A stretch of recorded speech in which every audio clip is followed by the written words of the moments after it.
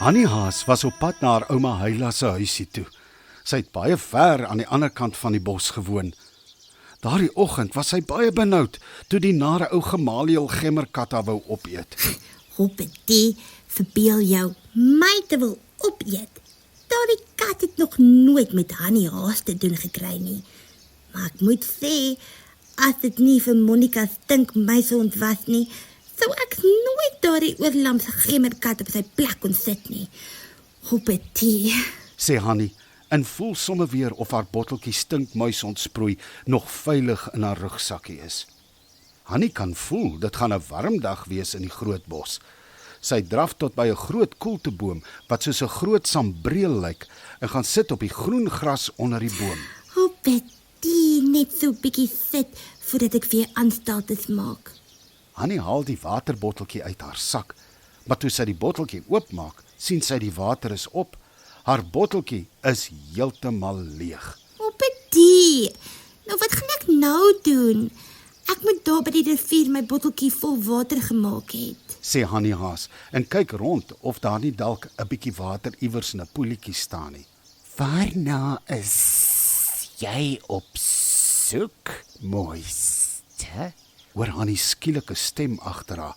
Sy draai vinnig om, maar sien niks nie. Sy kyk en kyk en kyk, maar al wat sy kan sien is al die voeltjies wat vreeslik kwetter in die sambreelboom. Ek kan sien jy is baie dors. Kom ek stel my voor, dan gaan soek ons vir jou lekker vars water. Hier is 'n fonteintjie nie ver hier vandaan nie. My naam is Sarel Slang.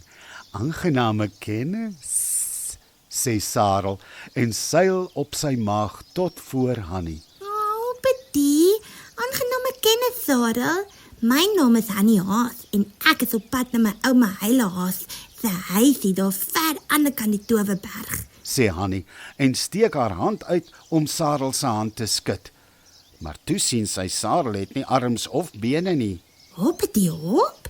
Wat het gebeur, Sarel? Wat het van jou arms en bene geword? Sarel Slang sien skielik Hannie Haas weet glad nie dat hy eintlik 'n baie gevaarlike slang is nie. Dit is sy kans om vandag 'n lekker vet haas te vang en in te sluk. Ag my liewe Hannie, dis maar 'n baie lang storie.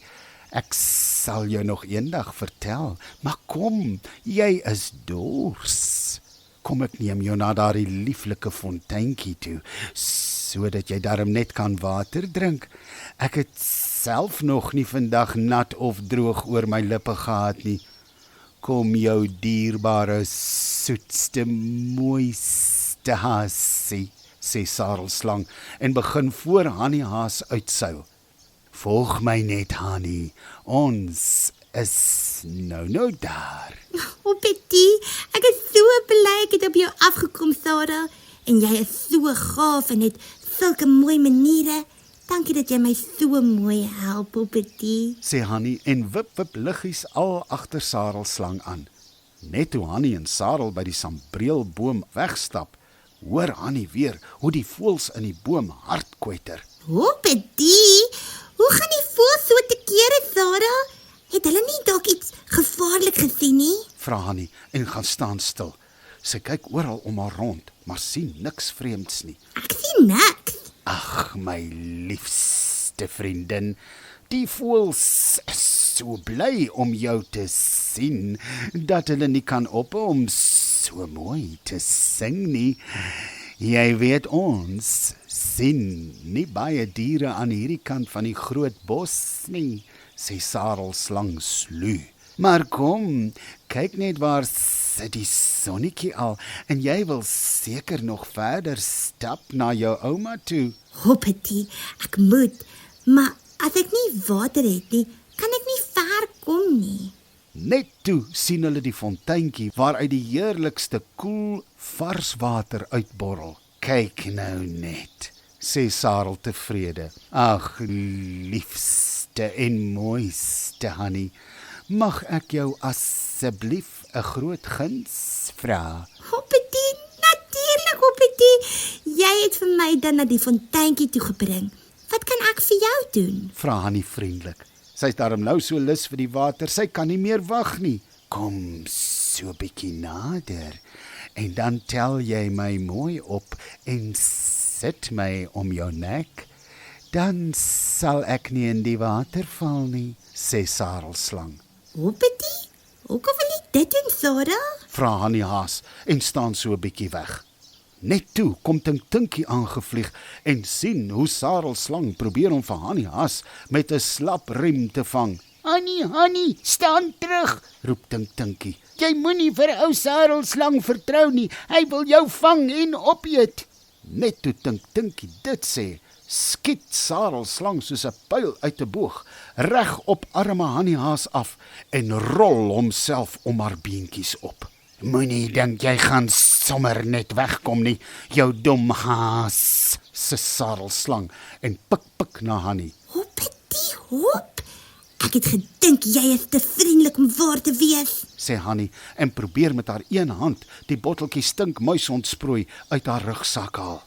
Intussen vlieg die kleine Tinkie reg op ou Sarelslang af en byt hom oral in sy lyf. Los vir Hanni Haas jou nare slang. Raas Tinkie.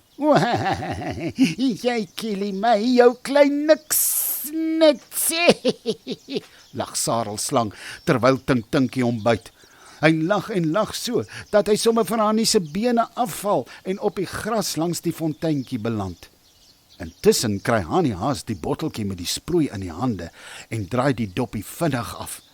Net toe Sarelslang haar weer wil bespring, spuit Hanni van die stinkmuis ontsproei in ou Sarel se oë en neusgate. Nee, toch, wat doen jy nou jou nare haas? O, my oë, my neus brand, ek kan nie sien of asemhaal nie. As ek jou in die hande kry, sluk ek jou sommer heel in. Kerm ou Sarel kwaai en pik so ewe in die lug rond. Hoppetie, hop. Dit sal nogal oulik wees om dit te sien. Jy weet nie waar ek is nie, en weet jy wat, jou ou skelm? As jy my nie kan sien nie, kan jy my nie vang nie. Nee, wat, ou hoppetie, nou het jou kerings uitgebraai.